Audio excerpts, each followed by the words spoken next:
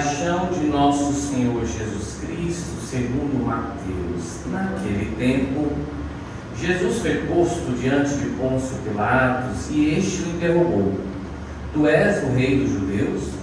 Jesus declarou: É como dizes. E nada respondeu quando foi acusado pelos sumos sacerdotes e anciãos. Então Pilatos perguntou: Não estás ouvindo de quanta coisa eles te acusam? Mas Jesus não respondeu uma só palavra, e o governador ficou muito impressionado. Na festa da Páscoa, o governador costumava soltar o prisioneiro que a multidão quisesse.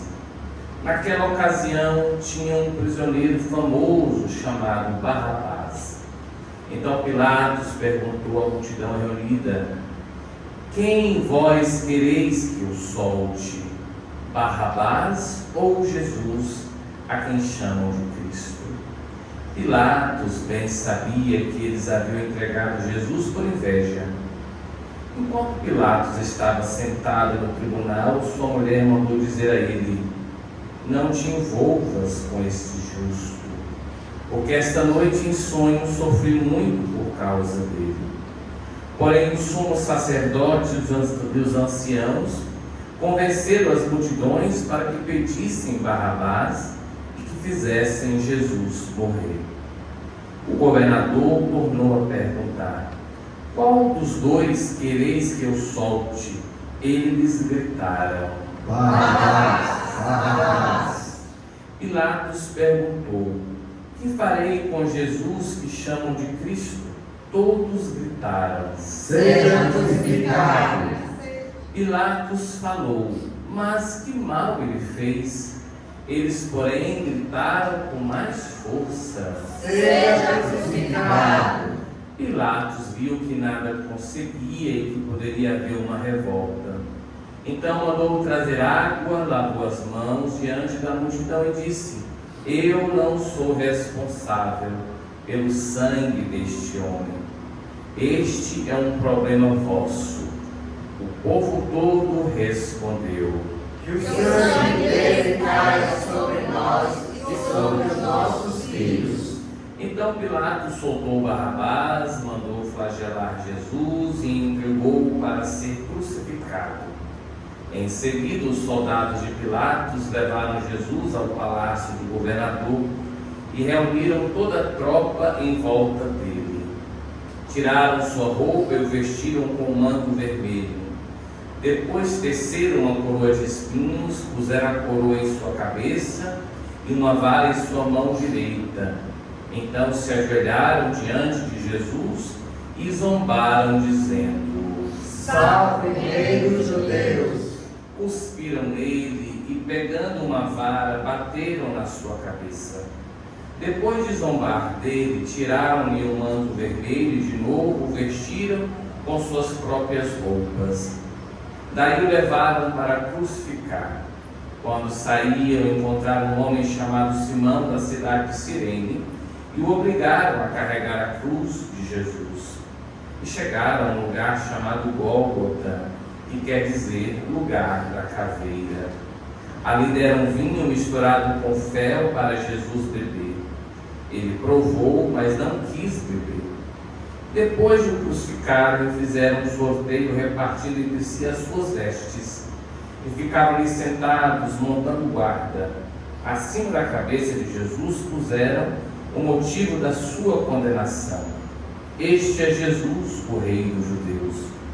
Com ele também crucificaram 2 ladrões, um à direita e o outro à esquerda de Jesus.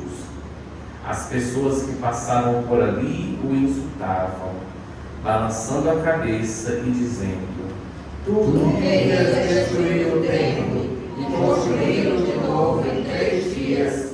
Salva-te a ti mesmo. Se és o Filho de Deus, desce da cruz. Do mesmo modo, os sumos sacerdotes, junto com os mestres da lei e os anciãos, também zombavam de Jesus. A outro nos salvou, a si mesmo não pode salvar. É Rei de Israel. Desça agora da cruz e acreditaremos nele. Confiou em Deus, que o livro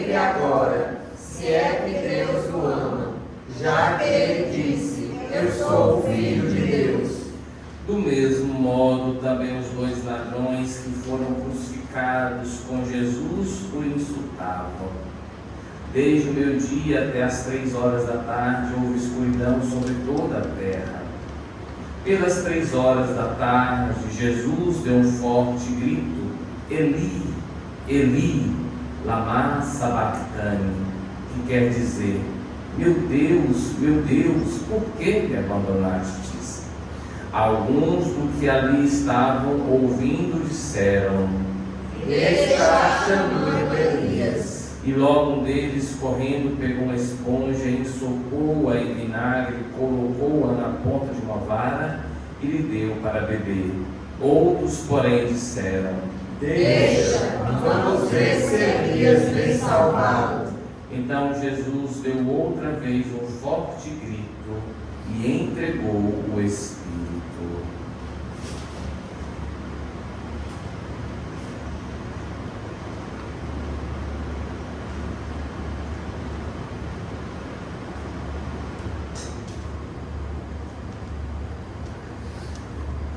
E eis que a cortina do santuário rasgou-se de alto a baixo em 2 partes. A terra tremeu e as pedras se partiram.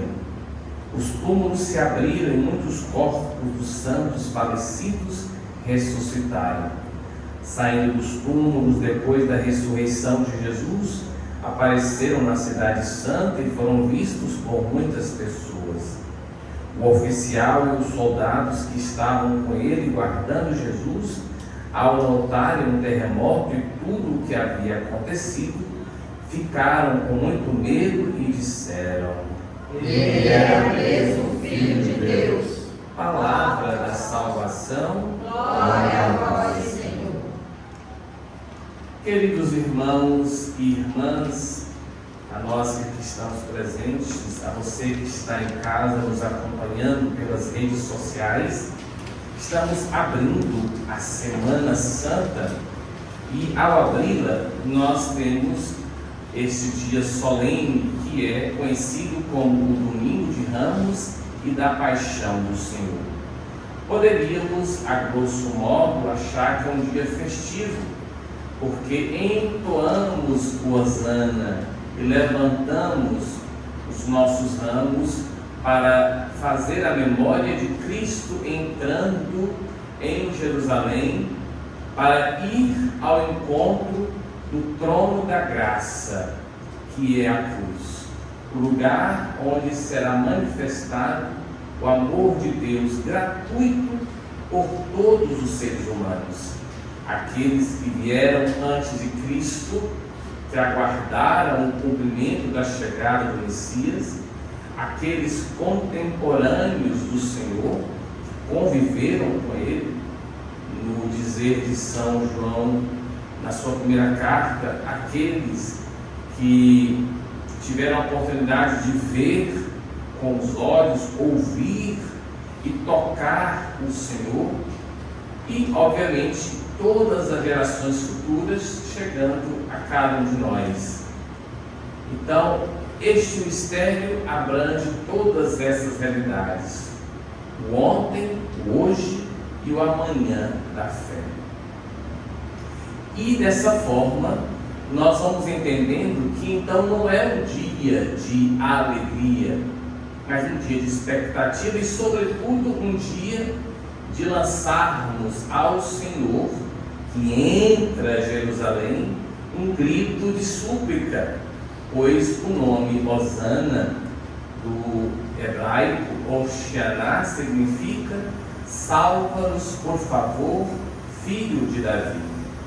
Outrora entravam nas cidades que eles governavam os imperadores, e os imperadores entravam com seus cavalos, suas carruagens, de forma gloriosa, para ver como andavam as suas colônias. E o povo, que carecia de ajuda, gritava: Hosana, ó imperador, salva-nos, imperador. O imperador, do alto de sua glória, então lançava como que migalhas e atendia os pedidos de alguns que ali conseguiam chegar mais próximo. Jesus, ele não fica no alto de um cavalo, mas entra em Jerusalém montado num jumento, justamente para dizer que ele não é como os reis da terra, justamente para dizer que ele não está inacessível, mas que ao contrário, ele se aproxima de nós, ele vem ao nosso encontro, e mais, ele escuta a nossa petição. Oxaná, salva-nos, filho de Davi.